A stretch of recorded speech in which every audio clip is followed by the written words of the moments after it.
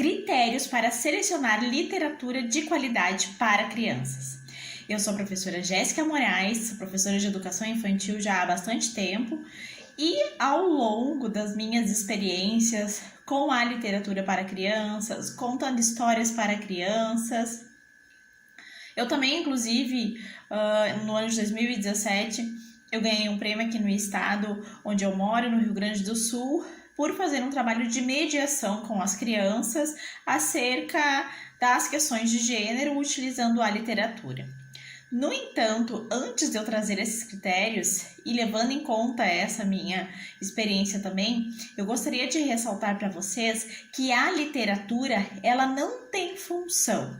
Por que eu digo isso? Porque muitas vezes as pessoas me pedem sugestões de histórias, de livros que abordem determinadas temáticas, principalmente temáticas de gênero, muitas vezes, para trabalhar esses temas com as crianças.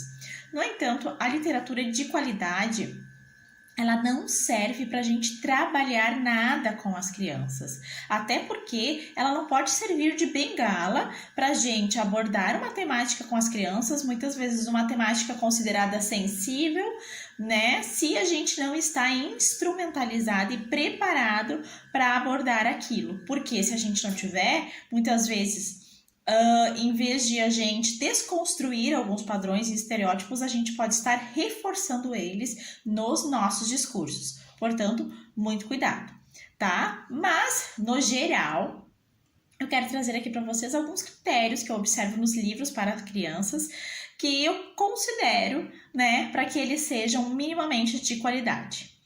Então, o primeiro ponto é que a literatura não pode ser óbvia, Como eu falei, ela não tem função. No entanto, quando ela tem qualidade literária, através da sua narrativa, das suas ilustrações, do modo como ela é construída, ela fornece ao leitor, seja adulto ou criança, alguns pontos ou alguns questionamentos para a gente refletir sobre a realidade, E coisas que muitas vezes a gente até não está habituado a pensar.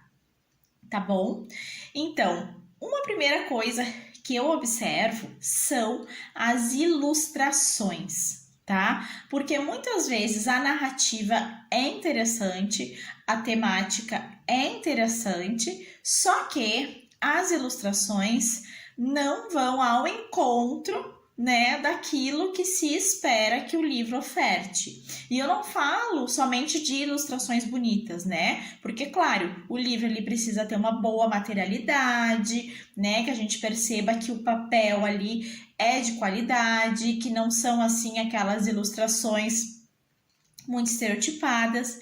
No entanto, o que eu me refiro aqui em olhar para as ilustrações, que é um primeiro ponto que eu observo bastante, é que eu considero que a ilustração, ela também é um modo de comunicar o leitor aquilo que está sendo contado, narrado naquele livro, tá? Ela não está ali simplesmente para reproduzir o que está escrito, tá? Então, eu olho muito isso. Se as ilustrações, além de serem de qualidade, óbvio, ilustrações bonitas, se elas complementam aquilo que está escrito. E o que eu quero dizer? Eu vou trazer um exemplo aqui, que é o livro Leleco, da escritora Caroline Arcária, uma escritora brasileira.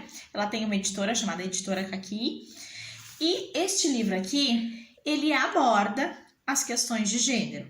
No entanto, ele não é um livro óbvio. E eu já vou dizer para vocês. Porque na narrativa dele, ele vai contando o que o Leleco faz num dia depois de chegar à escola. Então, ele começa contando que o Leleco chega da escola, que ele guarda a sua mochila e que depois que ele guarda a sua mochila, ele vai trocar de roupa e pega a sua roupa preferida. E a roupa preferida dele é uma blusa cor-de-rosa. Então, ali não está dizendo meninos podem usar rosa, meninos podem brincar com bonecas, mas por meio das suas ilustrações, ele fornece ao leitor, à criança principalmente, elementos para ela questionar. Opa, mas o menino tá com uma blusa rosa? Mas menino usa rosa? E a partir daí as próprias crianças, então, vão fazendo questionamentos. Não é a gente que usa o livro para trabalhar, entende? Mas a qualidade literária dele, não só o que está escrito, mas as ilustrações que ajudam a compor essa narrativa também, então, são elementos que dizem se o livro é de qualidade ou não. Que nem aqui numa outra página fala: Leleco brinca no cantinho do seu quarto e Leleco guarda os seus brinquedos. E a ilustração mostra o quê? Que o Leleco está brincando. Ele está brincando ali com carrinhos, com jogos, dinossauros, mas ele também tem uma bonequinha, né? Então ali não está dizendo que o Leleco é um menino que brinca com carrinhos, né? Mas as suas ilustrações mostram e fornecem elementos, então, para as crianças questionarem, tá certo? Então, esse é um elemento. Olhar se as ilustrações não são óbvias, não são estereotipadas, porque muitas vezes até o livro, ele tem um material bacana, ele tem uma temática bacana, o enredo dele é muito interessante, tá? Isso já aconteceu semana passada, quando eu fui numa feira escolher uns livros. E só que nos detalhes a gente pega essa questão ali dos estereótipos. Por exemplo, eu vi um livro que era de uma menina, não vou dizer o título do livro aqui agora, né? Mas ele era um título de uma menina que ela tinha medo do escuro. E ele tinha ilustrações muito bonitas, a narrativa era toda rimada, muito interessante. Só que o que acontecia?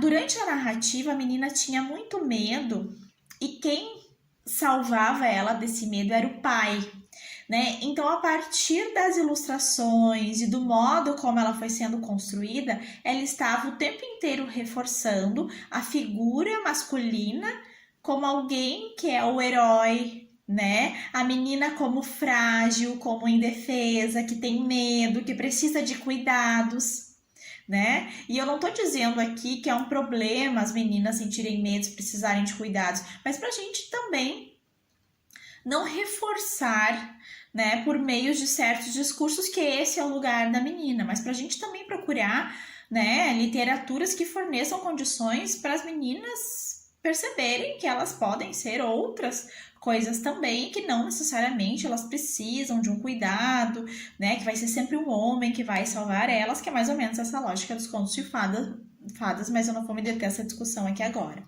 tá? Então, primeiro ponto, observem as ilustrações, se elas não são óbvias, estereotipadas, tá? Se elas não estão ali nas entrelinhas, nos detalhes, reforçando estereótipos de gênero, estereótipos de raça, de etnia, de papéis de homens e mulheres na sociedade. Observem como são ilustradas as mães nesses livros, quando é um livro que tem uma personagem mãe, né? Será que ela é só dona de casa ali naquele enredo? Será que ela sai para trabalhar? Né? Outro detalhe interessante nesse livro do Leleco é que quem fica com ele em casa, cuidando dele, é o pai. E quem sai para trabalhar é a mãe. Né? Então, aí já é uma outra lógica. Então, da gente observar esses detalhes também. Tá certo? Outro livro interessante que eu considero é esse aqui, da Eva Montanari. Ela é uma escritora italiana, mas que tem o livro traduzido para o português. No Brasil, eu até vou deixar o link desses livros que eu estou utilizando aqui na descrição, caso alguém tenha interesse em adquirir, em dar uma olhada, tá? É o livro que se chama Hoje, da Eva Montanari, que ele fala sobre as questões dos sentimentos, mas ele não fala dos sentimentos de uma maneira óbvia, classificando em cores, porque a raiva é vermelho, porque a alegria é de tal cor, né? Porque o amor é rosa. Ele não fala dessa maneira estereotipada, mas ele fornece elementos para a gente pensar quais as atitudes que a gente toma, né? Ou o que acontece com a gente fisicamente quando a gente está sentindo determinadas emoções. Vou dar um exemplo aqui para vocês, mostrando uma página do livro, tá?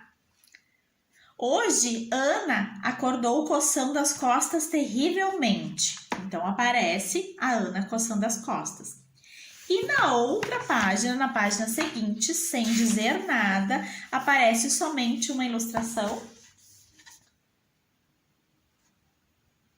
da Ana voando, né? Então, as crianças muitas vezes dizendo, olha ali, ela tá voando, saiu asas, né? Então da gente lançar esses questionamentos, mas por que será? O que será que ela estava sentindo quando ela estava com dor nas costas, né? Porque muitas vezes as dores nas costas, simbolicamente, nos remetem ao excesso de peso que a gente carrega, o excesso de responsabilidade, né? O excesso de nãos que a gente gostaria de dizer e não diz.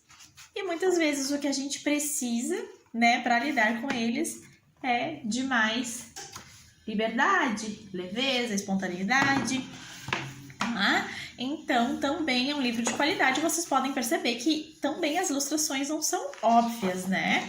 Porque, por exemplo, aqui nessa outra página, as árvores não são aquelas árvores com copas verdes ilustradas do jeito que a gente está acostumado a ver, né? Isso é interessante também, a gente observar os elementos da natureza. Será que aparece um solzinho amarelo, nuvenzinhas brancas, as árvores sempre daquele mesmo jeitinho, né? Reforçando um modo de ver as coisas, de ver o mundo, não oferecendo outras possibilidades de imaginação, de repertório, de criação, de desenho. Então, observe muito as ilustrações, né? Porque o enredo, a temática, o que está escrito para nós adultos é mais fácil a gente observar, esse livro é interessante, esse livro não é, né? Mas principalmente para criança, e para criança que ainda não está alfabetizada, que ainda não lê, ela se detém muito nas imagens, né? E as imagens é um modo de comunicar, então é muito importante a gente observar, tá? Além, né, da materialidade, que nem esse aqui é a capa dura, livros de capa dura são excelentes e as folhas deles são folhas, então, foscas, mais grossinhas, um papel que é bom, que é resistente, tá, pessoal?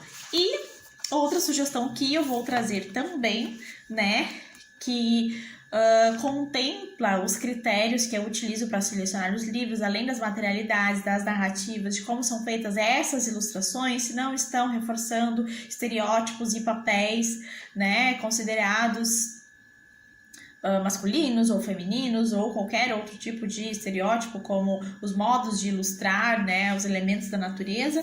Esse livro aqui, ele está em espanhol, porque eu comprei ele na Espanha, quando eu tive o período de 6 meses morando lá, mas ele tem em português também, que se chama Vazio, tá? E se vocês também não conseguirem adquirir, porque a versão em português ela é um pouco mais difícil de conseguir, eu acredito que tenha alguns vídeos na internet falando sobre ele também.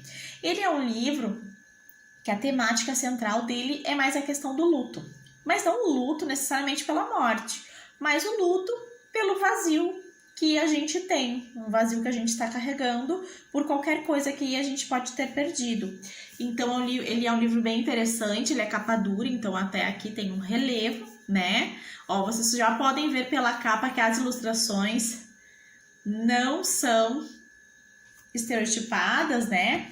São desenhos e a autora, Ana Dienas, ela trabalha muito com recortes e colagens. Ela é a mesma escritora do Monstro das Cores. Eu, particularmente, tenho algumas ressalvas com o livro Monstro das Cores, mas ela tem outros livros que abordam essas questões dos sentimentos muito, muito, muito interessantes. E esse aqui é um deles, tá? Então, eu vou mostrar como exemplo aqui para vocês um livro, né, que fala desse buraco, desse vazio que a personagem tinha aqui, e em uma das páginas ela fala que desse vazio então saíam monstros, nasciam monstros desse vazio que ela tinha.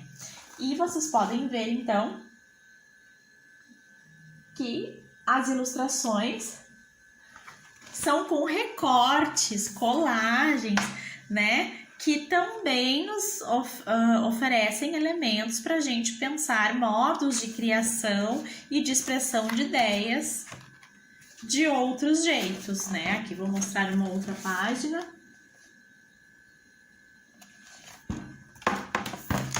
E só mais uma, então, para encerrar, tá? Vou mostrar para vocês. Deixa eu ver uma página aqui. Ó.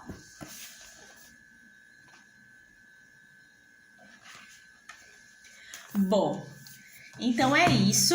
eu espero ter contribuído e trazido alguns elementos para ajudar docentes e demais pessoas adultas a pensar em alguns aspectos ao selecionar literatura para crianças, não se detendo somente à beleza das ilustrações ou ao que está sendo narrado, mas observando também as ilustrações, os processos artísticos de criação dessas ilustrações e principalmente se eles não reforçam binarismos, estereótipos e preconceitos nessas ilustrações, tá? Saiam do óbvio e do comum e também não reforcem padrões de masculino, de feminino ou de natureza.